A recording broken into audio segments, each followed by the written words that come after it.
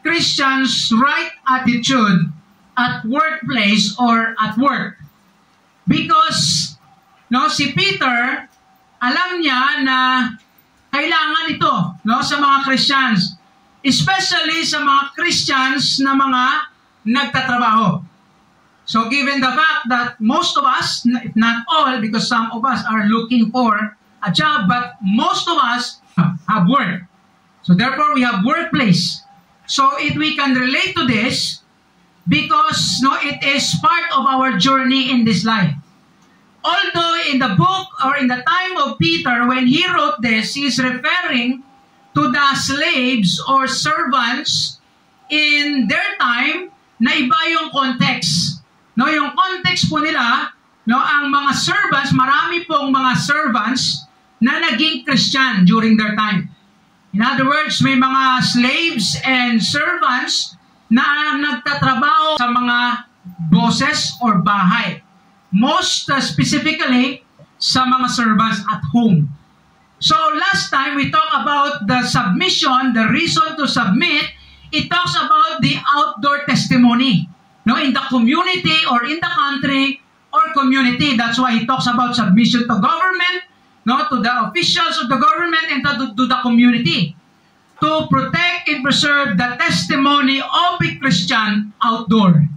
So yan po ang isa sa mga makikita natin last time na submission. So in this passage, we can see the submission indoor. Ibig sabihin sa loob, kung saan ka man, ang servants dito, ibig sabihin, nagtatrabaho sa loob ng bahay. Ang ibig sabihin ng servants dito, hindi yung dolos na alam natin, but it's a oiketos or oiketes na servant means someone who is under someone na they are living in one roof. So yan ang ibig sabihin ng servant dito. And Peter addressed this message to them because as Christians, pag ikaw ay Christian na servant noon, as a servant especially, you are prone to abuse, misuse, and persecution. As a servant or a worker. So, sa kanilang time, pag servant ka, wala kang magagawa.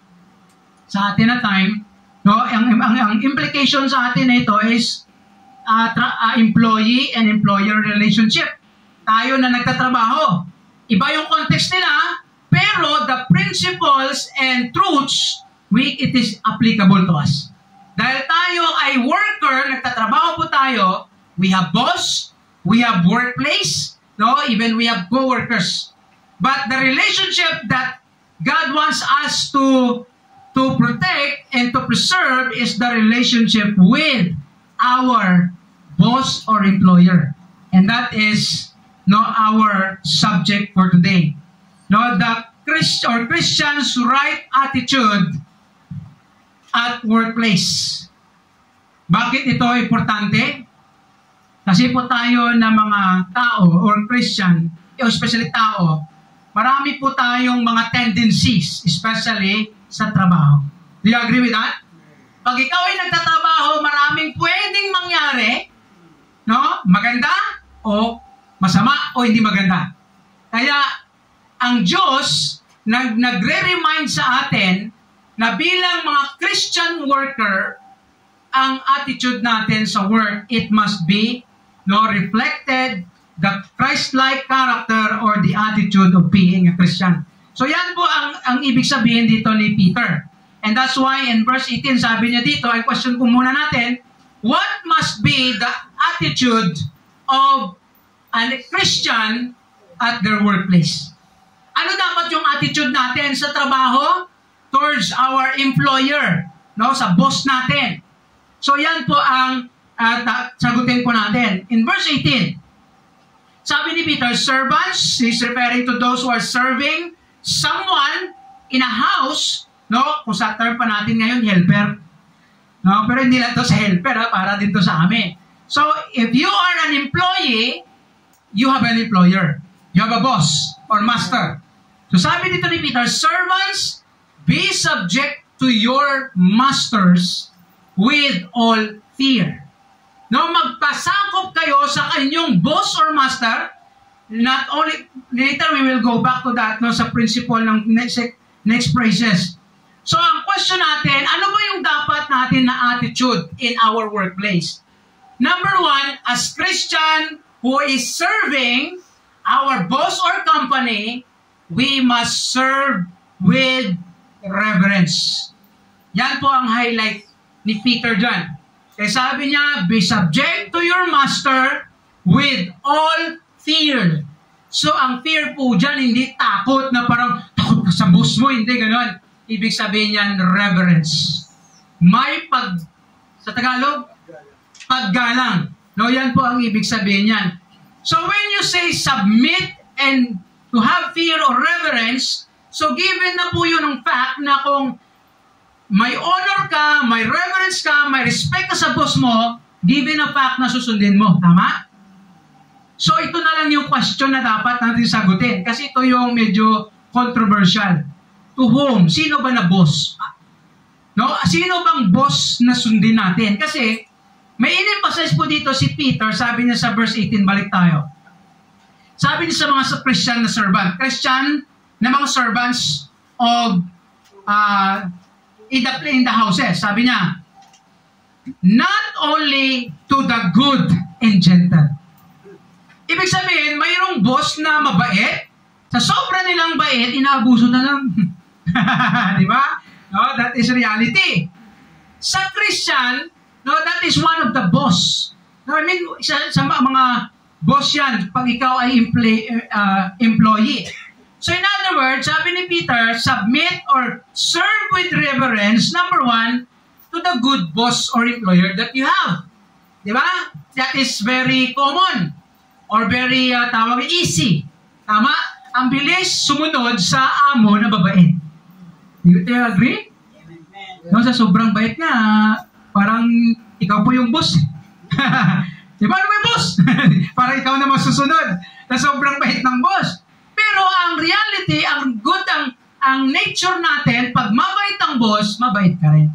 No? Ang ganda din yung, masaya ka rin kung mag-serve. Masaya ka rin gumagawa ng mga inuutos sa'yo dahil siya mabait, right? Pero that's not the issue, Peter. The issue that Peter wants us to highlight and to to be challenged of is the next word. But also to the pro-word. Ang pro-word po in sa original niya na word, ang meaning po nito is twisted. Ang sa Greek niya is scolios. Scolios. Alam niyo scolios? Sakit sa spinal na, di ba? Scoliosis. Meron ka scolio sa spine mo. Ibig sabihin, ang spine mo hindi na straight or something, nagka-curve. Twisted. Or another, metaphorically, that is wicked. So in other words, sabi ni Peter, mag-submit kayo, sumunod kayo, magrespeto kayo sa amo o sa boss, hindi lang sa mabait. Kahit nito sa mga masasama or abusado. Kasi may mga amo talaga na abusado. You agree? No, especially pag may boss ka na terror, may boss ka na sobrang, alam mo, by nature talaga na abusuhin kayo or ikaw. Di ba? Ang tendency natin, di ba? Hindi na susunod. Di ba? Kung papalinisin ka man, may something pa. No? Kung paugasin ka man ng dyan, no? Malas na, kahit may barumi. Yung tubig, lagyan pa ng kung ano-ano. May ibang ganun eh. So kaya ang tendency ng tao, pag tayo ay naaabuso, no, magre-retaliate tayo in the other way. Kaya yan ang sinasabi ni Peter. Sabi niya, ops, that is not good for a Christian. We or you as Christian, sabi dito, serve with reverence to the good boss or employer, and not only to them, if you have, no, but even to the bad or froward, crooked, twisted, no, or wicked boss. Kasi may mga boss talaga na ganyan, nature nila. Especially pag yung culture talaga, especially culture ng mga Hudyo noon sa time nila, pag-servant ka, property ka. You are not a person. No, you are a slave. Kahit anong gusto kong gawin sa iyo, gagawin ko. That is their thinking. And that is also the thinking of even in the Middle East. Kaya ang advice and command ng Diyos is, kahit masama o abusado ang boss mo, sige lang, magrespeto ka. Or give reverence or serve with reverence. That is the attitude must be of a Christian at workplace. Kasi yung tendency talaga natin, talagang babalik ka, no? Especially pag yung boss mo, grabe ka, abusado. So, blessing yun pag yung boss mo mabait. Right? Pastor, pag boss ko abusado, hindi blessing. Blessing pa rin. Ikaw maging blessing. No? Hindi, kung hindi man blessing boss mo, ang Diyos, ang concern niya, ikaw maging blessing. Kaya serve with reverence. No? Although tayo, nagkakamali din tayo pag yung nakita natin, parang inaabuso na tayo, parang no, nagre-retaliate tayo, gumagawa tayo, o minsan binabakbite natin yung amo. No? May tendency tayo.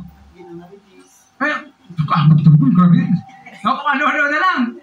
Even in myself, no, I admit that sometimes, sa pag yung ma-experience mo na yung na-abuse ka na or hindi na maganda, parang at the back of your mind or maybe at the back of your boss. Di ba? Nasasabi mo hindi maganda. So, that is not good in a Christian testimony. Kaya sabi ni Peter in verse 19, tingnan po natin. Sabi niya, for this is thankworthy, no, praiseworthy or thankworthy, if a man for conscience toward God endure grief. Babalikan natin niya mamaya. Suffering wrongfully. Kaya may mga tendency po na magsasuffer tayo sa mali na nagagawa o ginawa either ng boss o even sa ibang tao. So it is part of life. And if you suffer, if your boss is a terror and abusive, just keep serving with reverence or respect. Last Thursday, I was in another appointment. Kasi yung duty ko gabi. Yung amo ko, tinawagan ako bigla. No? On that time na may ginagawa ko or may something, may appointment. Bigla ko tinawagan, 30 minutes na lang, magjo-duty na ako. Sabi ko, ang response ko, ha? Parang ako pa yung boss, no? Parang na-shock ako, parang nainis ka sa isip mo ba? Sabi ko, ha? Kasi nagkasakit daw yung kasama ko, kaya kailangan ko daw mag-replace ng emergency. Hindi pa ako nakakain, hindi pa ako nakalunch. Kung magluluto ako, matagal. Kung mag-iinit o magsasayang. Sabi ko, mapapagastos na naman ako. Kaya ang response ko, something like that na, after a while, habang nagtatrabaho na ako dun sa work, nakukonsensya ako, ano ba yung response ko na yun? Parang hindi maganda. I mean, nakukonsensya lang. Actually, yung boss ko nagsusorry. Sorry ha. Kasi emergency. So siya pa nagsusorry. Ako naman, nakonsensya ako. Parang hindi maganda yung response ko na yun. Parang hindi magandang testimony. No? Kasi nagulat ako eh. Saka meron kang ginagawa na another importante. Kaya tapos, di ba, hindi ka natawad sa Panginoon. Kaya nung Friday, day off ko, nag-meet up kami ditong tatlo, tinawagan na naman ako. Sabi ko, off ko. Sabi niya, cancel ako. Sabi niya, emergency. Kaya sabi ko, Lord, okay, so be it. Kaya yun. No? Actually, sometimes we experience that, but the good thing is we realize it that it's not good. And that's why we need to consider to respect our boss. Kaya sabi ko, sana makita ko yung amo ko, tapos sabihin ko sa kanya, parang hindi man maganda yung nasabi ko sa iyo. Pero sa kanya, wala yun. Nabali, wala. Pero siguro, ang problema doon, baka, grabe naman itong yato ko na ito. Parang, kasi yung amo ko, mabait yun. Mabait yun. Pero pag may something yun na sa negative, sa likod yun magsasalita. Hindi ka sasabihan na harapan. No? Parang yun ang nangyayari. Kaya ako nakonsensya talaga. Pero yun nga, it's a reminder for us that if we experience no, something like that na parang hindi maganda, we need to show respect. So that is a Christian testimony must be. Kaya sabi ni Paul sa kay Timothy dito, chapter 6 verse 1 of 1 Timothy, let as many servants are under the yoke count their own master or masters worthy of all honor. Kaya ang master po natin, worthy, entitled po sila na bigyan natin ng respeto, no, ng honor, reverence, that the name of God, ito yung pinaka, no, a reason, no, the name of God in His doctrine be not blasphemed. Our testimony as Christians, hindi mapapahiya. Yes, tao tayo minsan napapahiya, right? Ako, dami rin ako mga, tawag nito, mga maling nagawa sa trabaho.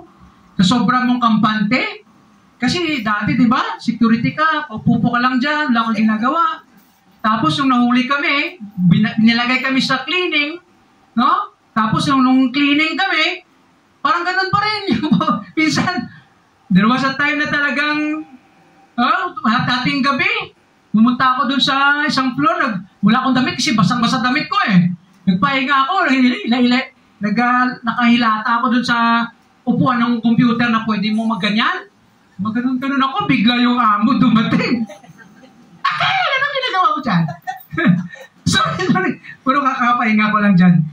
Pahiya talaga, sabi ko, Lord. Pero at least, after that, no, nag-change. Ang amo namin, may reconciliation and restoration naman. So, God sometimes, no, make a way for us, no, para ma-rebuke tayo or ma-remind tayo. So, our boss, no, is worthy or entitled of our respect. Kaya sabi ko na, pag mabait ang boss mo, minsan, abuso na lang, no? Okay, second, we will consider some things pa. Sa Ephesians chapter 6, verse 5, servants, be obedient to them that are your masters according to the flesh, with fear, ito na yung fear, reverence, and trembling. In singleness of heart. Balikan natin yung word na yan mamaya. Here's the note. Christians are commanded to give reverence to their boss or employer, no matter what kind of boss do we have. Therefore, wherever you are, kung saan ka man, whatever jobs or company you belonged, just highlight submission. Dapat ito makita na sa atin, submission, by being respectful to the higher position. No, kaya dapat magkaroon tayo ng respect sa mga higher position. Boss, manager, ano pa, supervisor, ano pa, kung saan ka, kung sino yung sa mga matataas sa atin. Just, no, kahapon lang, no, ang share ko lang as a part of this, we don't know kung ano yung nangyari, pero nag-share si Brother Jeff kahapon. Kasi nung nag-renew siya ng kanyang, nag-process siya ng fingerprint with, tawag ito, yung, para sa blue card or sa, nag-process na siya. Yung kasama niya na na-hire, kasama sa interview, na hindi na in-interview kasi magaling mag-Cantonese. Alam niyo nangyari daw, nung nakita sila doon sa immigration, siya magpa-process ng fingerprint sa blue card, then blue card. Yung kasama niya na yun, na magaling sa Cantonese, termination. Sabi, ha? Oo, kasi nga, hindi man natin alam yung nangyari, pero sabi ko nga, may something nagawa siyang hindi maganda. Kasi yung kanyang team leader is Indiano, ang observation, parang nasasapawan, no? Kasi magaling mag-Cantonese, maraming alam. Siguro, nasasapawan yung team leader, kaya hinanapan ng butas, kaya yun. Tapos yun, siguro na i-terminate. Kaya yun ang nangyari. Kaya minsan, no, hindi man natin alam kung Christian yun. Pero sa Christian testimony, it must be highlighted yung submission. No, kasi yan po ang pinaka-best na testimony mapakita natin sa employer natin or sa boss. No, in the company. So, another principle that we can learn from this passage is serve with righteousness. Now, pag sinabi natin righteousness, ibig sabihin you serve rightly, tama, wala kang ginagawang kalokohan in the company, no? So, in what way? That's the question. Kasi pwede kang maging obedient ka sa amo, pero sa likod niya may ginagawa kang, di ba? Hindi maganda. No, sumusunod ka nga, pero, di ba? Nag-grumble ka, o may mga sinasabi kang hindi maganda, especially pag stress ka, di ba? Naranasan niyo ba na ba yun? No, even myself, I can testify to that. We are all prone to it. Pag na-stress ka, parang may ginagawa kang hindi na maganda or something in response or retaliation to the abuse or unfairness in the company or job. Yun ang ginagawa ng iba naming kasama noon sa UAE. Hindi ko ba marinig nila, pero totoo naman. Sa sobrang abuso namin sa empleyado sa company, ang ginagawa nila, habang sa on duty and kailangan kasi yung presensya mo sa lahat ng oras sa trabaho, ang ginagawa nila, mag-CR. CR muna ako. Tapos yung CR, 30 minutes. Grabe naman CR nyo, 30 minutes. Wala ka magagawa na sa CR Alam, kalugin mo, yun ang ginagawa. Sabi ko, tapos pagkatapos na isa, 30 minutes mag-CR, isa din magpala, ako din mag-CR, 30 minutes. Grabe talaga yung, So, hindi na siya appropriate. Andyan ka sa work, pero may ginagawa kang kalokohan. So, sabi dito ni Peter, verse 19, balik tayo. Sabi niya, verse 19, for this is thankworthy, pleasing, acceptable, if a man for conscience toward God endure grief. That's the key word. Suffering wrongfully. So, anong ibig sabihin niyan? Verse 20. For what glory is it? Ano ang blessing? Ano ang good testimony? Ano ang tawag nito sa glory sa Tagalog? Anong glory sa Tagalog? Kaluwalhatian, something like that. If when ye be buffeted for your faults. Sabi ni Peter, anong kagandahan, anong magandang testimony kung ikaw ay nagsasuffer o buffeted yan, ibig sabihin, pinapalo ka o parang, hinahampas o something like that. Buffeted for your faults, ibig sabihin, nagsasuffer ka dahil sa consequence of your sin. So, anong sabi ni Peter? Anong maganda dyan? Ano ang blessing or glory? Sabi niya, ye shall take it patiently. That's the word, key word. But if when ye do well, kung gumagawa ka lang naman ng tama, then suffer for it, ye take it patiently, this is acceptable with God, rewarding, pleasing. In other words, ganito yon. Kung nagsasuffer ka man sa nagawa mo na mali, consequence, or kahit tama ginagawa mo, na-abuse ka, nagsasuffer ka, ang keyword there pa rin is endure. Patience. Kaya ito yon ang attitude natin sa Christian. Serve with righteousness, in other words, we need to serve patiently. Kaya sabi nga ni Peter, kung sinasaktan ka man, inaabuso ka man, sige lang, magpasensya ka. Have patience in your heart. Have patience in serving your boss, your employer, kahit inaabuso ka man o hindi, be patient. Especially sa mga pains or sufferings niyo sa trabaho, cause man ng kasalanan mo, mali man, or hindi. Be patient. That is righteousness. That is the best thing that we can show and do in our workplace. Yun nga, tayo, nagiging impatient tayo, especially pag stress ka. Kung ano-ano na lang magawa mo, masabi mo, ma-response mo, katulad sa sinasabi ko. Minsan ganun parang ikaw pa yung galit. Anong abuse? Pero yun lang, kagandahan lang din sa amin, medyo ang boss namin, hindi ganun ka-terror. Medyo mabait. Kaya minsan, siyempre, sorry ka rin pag nagkamali ka. Yun lang naman ang pinaka-best mo magawa. Right? Mag-sorry ka kung nagkamali. Kahit minsan mali, No? Minsan, pag malate na, nagme-message na yun. Umuwi siya, chito live. No? Chiti live. Or something like that, na malate ka dumating. Pero maganda din, kasi pag nag-sorry ka, okay lang. No? It's a good response. Meron naman, suri-suri ka dyan. May mga boss na gano'n no? No? Lalo ka pang mapasama. Wala ka na magagawa kung ginagawa ka ng masama o hindi maganda dahil may mali ka. Consequence. No? Ang keyword there, endure or be patient. Kung ano man ang mga sufferings natin. Kaya, given the fact na hindi lahat ng trabaho maganda at magaan. Tama? May mga trabaho, ang ganda ng trabaho. Diba? Mayroong ganun, hindi ka pagod. Pero pag pagod ka, talagang mawala yung, sabi nila, parang mawala man pagka-Kristiyano ko. Especially sa yung trabaho namin nun sa UAE, grabe talaga, grabing stress na stress. Kaya, hindi mo siya hindi mo, tawag ito, minsan nasisigawan na yung mga kasama. Alam mo yun, parang nag-aaway na. Pero pagkatapos ng trabaho, wala na. Okay na, friend naman tayo. Habang nandun sa stress, nagsisigawan na, parang nag-aaway na sa loob. Pero pagkatapos ng trabaho, okay na. So, minsan ganun yung effect ng stress. But Christians, we as Christians, we need to be patient.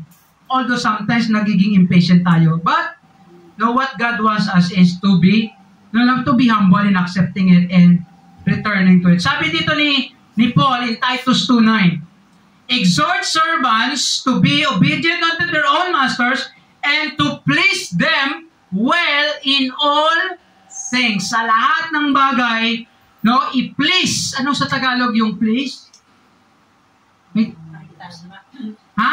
Please, hindi please na ibig sabihin, parang pasayahin mo or gawin mo yung magaganda sa harap ng amo mo. Sabi niya, not answering again. Patang sagot na sagot. No? Minsan, may ganun ng mga empleyado, sagot na sagot, especially pag empleyado na matagal na, o pero may empleyado, bahala ka dyan, di na ako magre-renew. Sagot ng sagot, matapang na. So, sa atin na Christian, we should not be. Unless, kung kailangan mo sumagot. Diba? Talagang meron kaming, dati sa UAE, yung nagmamanage at nagpa-process ng papers namin, talagang sinasagot-sagot ko kasi aalis na ako Aalis na ako, hindi mo ko papayagan. Parang ayaw kasi bawala lang. Kasi ayaw nila na mag-resign ka kasi 2 years contract, 1 year pa lang, aalis ka na. Kasi nga, abuse kami. Tapos, hindi pa nila, parang ayaw pa nila na ibibigay. Yan sabi ko sa kanya, alam niya na pastor ako Sabi ko, i-curse ka ng Diyos talaga sa ginagawa mo sa akin. Natakot. Talagang, hindi niya sana ako ipaprocess dahil pinapatagal, tapos ipaprocess daw yung termination ko na wala ako. Hindi pwede kasi pwede kang gawa ng mali. Para hindi ka na magkakasok ka, something like that. Hindi, sasama ako. Ayun, sinama ako ng termination doon sa UAE. Sabi niyo, grabe ka naman. Nung sinabi ko yun, porkit na pastor ka, ganyan ka na lang. Kasi nagalit din ako dahil, alam mo yun, Pilipino yun. Siya yung kanang kamay ng boss. Pero at least natakot. Kasi kailangan mo na sagutin Saka bigyan mo na ng warning. Kaya natakot siya nung sinabihan ko na ganun. So, sabi dito, to please them well in all things as in answering them again. Sometimes, we have the right to answer in a right manner, or if needed, we need to. Serve patiently, and secondly, serve purely. Yung malinis yung konsensya mo. Malinis yung ginagawa mo, wala kang ginagawang sa tago na kalukuhan. Kaya yun po ang isa sa ibig sabihin righteousness or attitude of being a Christian in the workplace. Wala tayong ninanakaw, kung ano man. Kasi minsan may tendency pag may trabaho ka minsan, Kaya yung balita ng last time, may helper na nagnakaw ng mga alahas sa worth 40,000. Hindi man na alam, totoo yun, pero yun ang conclusion I mean, sa balita. Kaya that is a big problem. Ang hirap nun pag Christian, tapos yun ang nangyari. So serve with righteousness, serve patiently with impurely, sabi dyan ni Paul, nabalik tayo sa verse 10, sa Titus chapter 2. Not for parloining, ang parloining parang Parang, hindi ka ba ganun ka-loyal and faithful sa ginagawa mo? Nagsasayang ka ng oras, no? Nagnanakaw ka ng oras, yun ang ibig sabihin nun. But showing all good fidelity, that they may adorn the doctrine of God, our Savior, in all things. Ang testimony natin na Christian is it must be God glorifying because we are a Christian. Wala tayong ginagawang kalukuhan. Kaya yung ginagawa yung sinabi ko sa UEA, no? Actually, may mga trabaho na hayahay. Always remember, di ba meron? Sample, nagtatrabaho ka dyan. Maliit na yung gagawin mo eh. Wala ka nang gagawin, right? Anong gagawin mo? Maghanap ka ng gagawin mo. Eh kung wala na talaga, upo ka na lang. May mga ganun na trabaho. Di ba? Meron ka siyang, tapos ka na sa parang requirements na ganito trabaho mo, okay lang, pwede ka na magpahinga. May mga trabaho na allowed ka lang mag-cellphone. No, may mga ganun. Pero may trabaho na stricto na kailangan ka all the time. Yung ginagawa ng iba, yun nga, magtatago, mayroong sa CR, mayroong sa ano.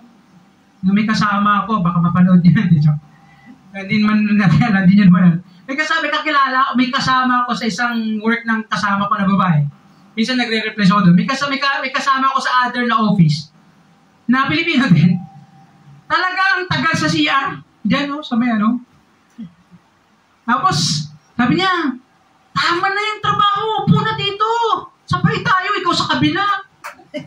Ako sa kabila, Miguel, ikaw sa kabila. No, kasi, sabi ko, hindi ka ba hinahanap doon? Nagtagal-tagal mo dyan sa siya? Hindi na naghahanap. Sabi ko, kasi maliit naman talaga yung, hindi naman siya hinahanap, pinapabayaan na siya kung anong gagawin niya eh. Nga gano'n, sabi, inayayaya ako na, doon ka, mag-usap tayo dito. Siyempre, minsan yung mga empleyado pumupunta ng CR, magsi-CR, siyempre. Tapos sa work ng kasama ko, kailangan nandun ka eh. Pero minsan lumalabas ka doon, magsi-cellphone, balik ka na naman, kasi hindi naman ganun kabigat. Pero yung, di ba, tatago ka sa CR, minsan ganun ginagawa ng mga security? Mga security? Minsan CR na ako sa CR doon. Sino bunod ka? Yung tagal-tagal naman dito. Hindi naman siyang kakilala ko. Tapos, after 30 minutes, security pala. Kaya yun ang ginagawa ng ibang mga empleyado. Kaya tayo as Christians, we need not to do that. We need to avoid. Servants, obey in all things. Your masters according to the flesh. Kanina ito, not with eye service. Alam niyo yung eye service? Pag nandyan yung amo, bilis-bilis mo magkuskus. Kahit na, malinis na, kuskus mo rin hanggang nawala na yung pintura. Pag nandyan yung amo, tapos sibag-sibag. Pero pag wala yung amo, okay na ako. Diba ganon? Especially sa mga cleaners, no? Ano pa yung mga other bahay siguro. Kaya pag wala lagi yung amo, no? Kasi sa inyo, depende naman sa amo niya. May amo naman talaga na gusto niya, lahat ng oras galaw-galaw pa. May amo naman na mabait. Uy, matulog ka ha? No? Magpahinga ka naman. May ganong amo, di ba? Mabait, maganda yun. Sobrang bait, natulog ko na lang ng buong araw. Hindi, joke lang. Not with eye service as man pleaser, but in singleness of heart. No, yung puso mo, isa lang yung goal mo. Fearing God. Reverence to God or glorifying God. Kaya ano sabi ni Peter, ni Paul, balik tayo doon sa Colossians 3, and whatsoever you do, do it heartily as to the Lord, and not unto men. Kaya tayo na Christian, nagtatrabaho po tayo sa company natin, sa mga work natin, hindi yan para sa boss. Hindi lang para sa kanila. Hindi lang para maka-earn tayo, kundi para yan sa Diyos. We serve our boss as to the Lord. Kaya we must serve with righteousness. Kasi kung maling ginagawa mo sa trabaho, kasalanan yan sa Diyos. Tama? Kung may ginagawa kang kalokohan sa trabaho, kasalanan sa Diyos. No, kaya we need to be careful. No? Sabi nila, basta hindi ka mahuli, okay lang yan. Pero ang Diyos nakatingin. No? Kasi minsan, no, tayo na tao, we have tendency na parang, no, ang laziness, totoo yan eh. Diba? Nag-i-strike yun lagi. Whatsoever your status and situation at work, it is an opportunity to serve and to show what true Christianity is. Why? Ito yung ibig na sabihin. Kahit ikaw ay nagsasuffer o yung company mo abusive, hindi maganda yung management, just show your testimony. It's an opportunity to show your true Christianity. Ewan ko si Pastor Jeff kung ano yun. Minsan, di ba, tawagan ka bigla-bigla. No? Excited ka na magsimba. Excited ka na mag-fellowship, tapos bigla kang tawagan. Parang pares yung nature namin ng trabaho, on-call. Minsan, may tendency ka na mairita, pero kailangan natin ipagpasalamat yan sa Diyos. God wants us to do right in all circumstances at work. Abuse ka, maganda o hindi, for it is pleasing and rewarding for Him. Di ba sabi nga ni Peter kanina, ano ang kagandahan, ang glory, kung ikaw ay nagsasuffer sa kasalanan mo? Walang result yan. Pero ikaw ay nagsasuffer, may suffering ka sa work, gumagawa ka ng tama, it is a rewarding. May reward. Sa Panginoon yan. And then finally, serve with right perspective. Isa po sa mga dapat nating tandaan, kung saan ka nagtatrabaho, have the right perspective. Pananaw. Anong tamang pananaw sa trabaho? Ano ba dapat ang perspective outlook natin sa job or work natin? Kahit anong work na meron. Of course, hindi yung work na ang work na kidnapper, drug dealer. Hindi po ganun. Iba yung work na yun, evil work yun. But we're talking of our natural job, in this world. So ano ba dapat yung outlook natin? Tingnan po natin yung verse 21. Sabi dito ni Peter, for even hereunto were ye called. Tinawag kayo. Anong tawag dyan? Because Christ also suffered for us, leaving us an example. Take natin yan next time. That ye should follow His steps. In other words, kung ano man ang status mo sa buhay, servants ka, nagsasuffer ka, that is your calling. Kung saan ka man nilagay ng Diyos, that is your calling. Nagsasuffer ka man o hindi, but the highlight here is suffering. So in other words, here's the thought. Suffering is part of our calling. Kung ikaw ay nagdudusa ka sa sitwasyon mo ngayon o sa trabaho na meron ka, sige lang, part yan ng calling mo natin na Christian, na magkaroon tayo ng sufferings or pain in that kind of life or work or nature or workplace. Kaya po, yan po ang ibig sabihin ni Peter. Sige lang, kung ano man nangyayari sa'yo dyan, part yan ng calling mo sa Panginoon. Kaya 1 Thessalonians chapter 3 verse 3, balikan po natin to. That no man should be moved by this affliction, sufferings, pains, or persecution, for yourselves know that we are appointed thereunto. Appointed means tayo ay naset ng Diyos na mag-suffer. Sila ni Paul, and kasama din tayo as Christians. And finally, last, suffering is part of our challenge. Kaya alam niyo po, kung ikaw ay nagdudusa, may mga sufferings ka sa trabaho, saan ka man na didestino, part yan ng challenge. It's a challenge. Kung inaabuso ka man, challenge yan. How do you respond? How do you show your Christianity? Sa mga kasama mo sa work, sa boss mo. Pero ako sumagot talaga ako kasi ayoko na eh. I mean, kailangan ko nang umalis. Because sabi ko, Lord, dahil sa sitwasyon ko sa trabaho na ito, I cannot serve. I cannot do the things that you want me to do. Isipin mo naman, 14 hours kayo nagtatrabaho every day. Totoo yun. 14 hours, ang supposed to be na work time hour is 8 hours. Then, ang sobra dyan sa 8 hours, overtime. Yan, di ba? Yun ang regular rules. Pero doon, ang 12 hours, yun ang regular mo na work. Sa law, 8 hours lang dapat. Yun ang sa mo regular na work. Pag naglagpas ka sa 8 hours, overtime na yun. Sa amin, 12 hours, walang bayad. Ang 2 hours mo, kasi 14 hours a day, yun ang overtime mo. Magkano? 5 dirham. Pero sa law, ang overtime nasa 15 or 20 ang per hour. Sa amin, 5. Tapos, 6 days ka pa mag-work. Kaya alam nyo, ang trabaho namin doon, Pag uwi mo sa accommodation, tulog, kain, alis, trabaho, abuse. Kaya sabi ko, Lord, it's not good for me. That's why I resigned. Sabi ko, Lord, I go back to Asia. Although, na nagsuffer ako for almost a year. Pero it's a challenge, and I can relate to those who have suffered or na-abuse in the work. Kaya kung saan kang work na nilagay ng Diyos, kung nagsasuffer ka man dyan, be patient. Tapusin mo kontrata. Or maybe, hanggang matapos yung kontrata. Right? Kasi siyempre, kung mag-resign ka, unless kung mag-purgod ka, o sige, uwi ka. Pero kung mag-alis ka, maghanap ka ng iba, yun ang pwede mong gawin. Right? Kasi ganito yon, as long as you are there, be patient. And take it as a challenge. Pero, kung aalis ka na, so that is the cue that you want change. So that is why it is, while you are there, God wants us to be thankful. Right thinking leads to right living.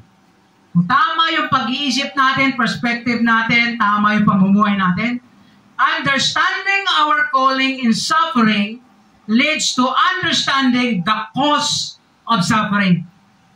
Kung alam mo na tayo ay part sa buhay natin magsasuffer, maintindihan mo kung ano man ang cause niyan, reason niyan, maintindihan mo. Why? Because that is part of life. Kaya alam niyo ang maganda dito, kung nagsasuffer ka, wala kang bitterness. No, kung naabuso ka man, sinaktan ka man ng tao, ng mga employer mo na yan noon, so be it, tapos na yun. Diba? Wala kang bitterness, wala kang anger or hatred. Kaya nung nakaalis ako sa trabaho ko noon, I was free. No, talagang naiba. Of course, kasi hindi naman talaga, kasi ang purpose doon is mag-ministry, pero hindi ka maka-ministry dahil doon. Pero, I take it as a blessing because nakarelate ako sa mga naaabuso sa trabaho. Ang saya-saya namin tingnan sa mga pictures, sa video, no, kasi playground kami, pero at the back, o sa backstage, iyak ka ng iyak. Ano ba ito na pasukat ko, Lord? Diba? So, but it's a blessing. Why? Naintindihan mo lalo ang buhay ng isang slave, isang abuse na tao. Makarelate ka at makabigay ka ng advice. And that's a blessing, no, in the long run. So therefore, Christians must love, respect, and obey their boss as to the Lord. Kaya kung sino man, ano man ang boss natin ngayon, mahalin po natin. No, mahalin natin in the way we show our Christianity. No, we maintain good relationship. No, hindi tayo nangaaway ng boss. O hindi tayo, no? Actually, I admit na before or nung kasagsagan ng parang hindi maganda yung sitwasyon, no, nasasabi mo minsan, nababakbite mo rin yung boss mo eh.